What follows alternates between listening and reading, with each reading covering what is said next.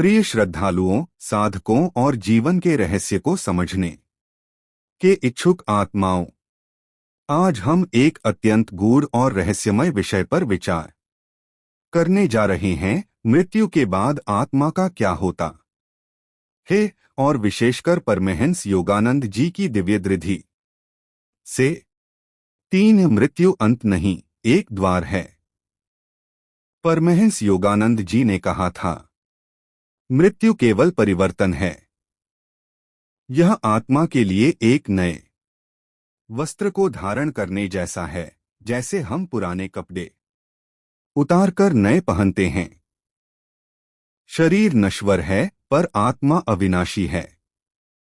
मृत्यु केवल भौतिक शरीर के त्याग की प्रक्रिया है, परंतु आत्मा वह अमर है, चेतन है और ईश्वर की प्रतिछाया है। जब मृत्यु आती है, तब आत्मा शरीर से निकलती है।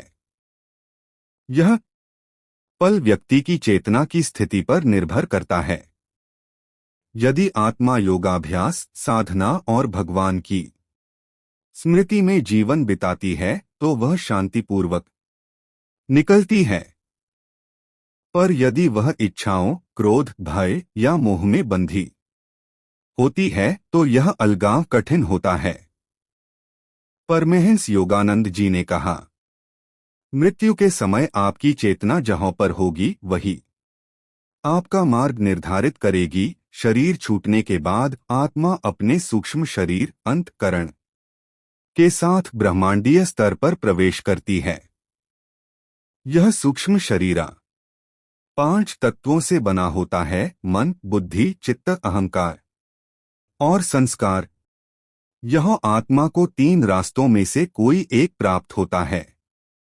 भूतलोक यदि इच्छाएं अधूरी हैं, मोह है, तो आत्मा भटक सकती है।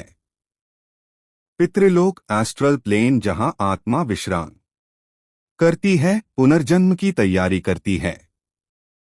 देवलोक या दिव्यलोक, साधक आत्मा, तपस्वी आत्मा सीधे ऊंचे सूक्ष्म लोकों में जाती है।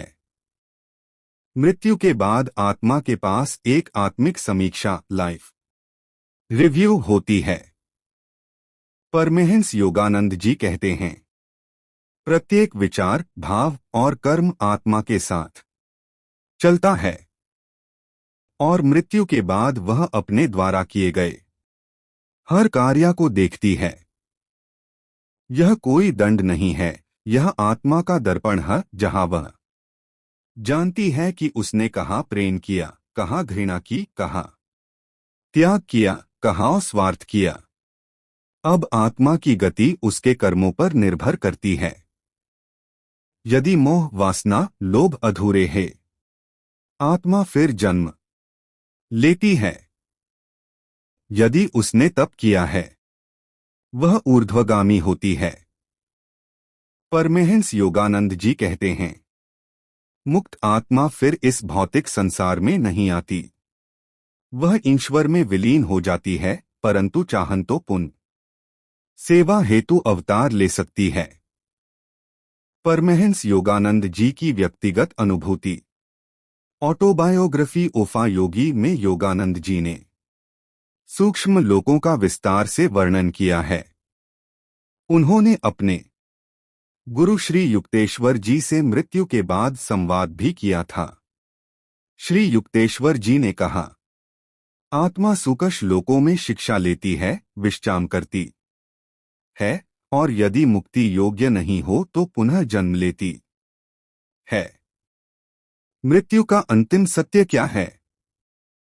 आत्मा ईश्वर की ओर लौटना चाहती है।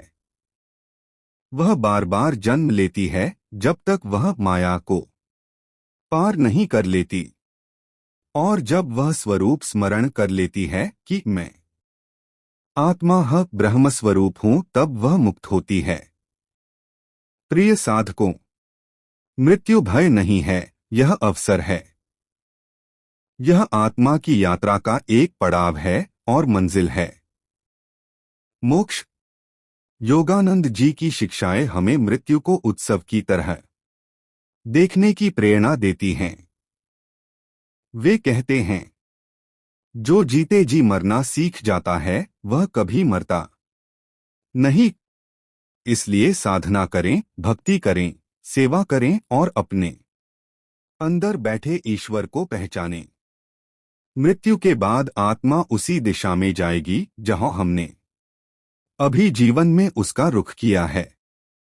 परमहंस योगानंद जी बताते हैं कि मृत्यु के बाद आत्मा अपने सूक्ष्म शरीर में कार्य करती है।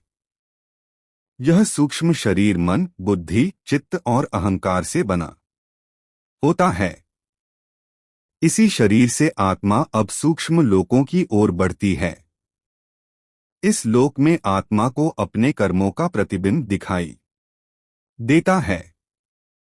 वह उन सब भावनाओं, विचारों और क्रियाओं को अनुभव करती है जो उसने दूसरों को दी थीं। यह स्वर्ग या नरक कोई स्थान नहीं है। यह आत्मा की आंतरिक चेतना की अवस्था है। योगानंद जी कहते हैं, मृत्यु के बाद आत्मा स्वयं ही अपने जीवन को देखती है। हर वह क्षण जहां उसने प्रेम किया, जहां उसने घृणा की, जहां उसने सेवा की और जहां उसने स्वार्थ किया। यह समीक्षा ईश्वर द्वारा नहीं, आत्मा स्वयं करती है। यह एक गहन क्षण होता है आत्मजागृति का। परमहंस योगानंद जी के गुरु श्री युतेश्वर जी ने मृत्यु के बाद अपने शिष्य योगानंद जी को सूक्ष्म लोकों से दर्शन दिए और बताया कि आत्मा किस प्रकार शिक्षा ग्रहण करती है। यदि आत्मा बार बार जन्म मरण से गुजरते हुए अंततः यह जान लेती है कि मैं शरीर नहीं, आत्मा हूं, मैं भगवान की संतान हूं, तो वह आत्मा फिर इस संसार में नहीं आती। उसे मोक्ष प्राप्त होता है। यह मुक्ति किसी स्वर्गलोक में नहीं, बल्कि भगवत चेतना में विलीन होने में है।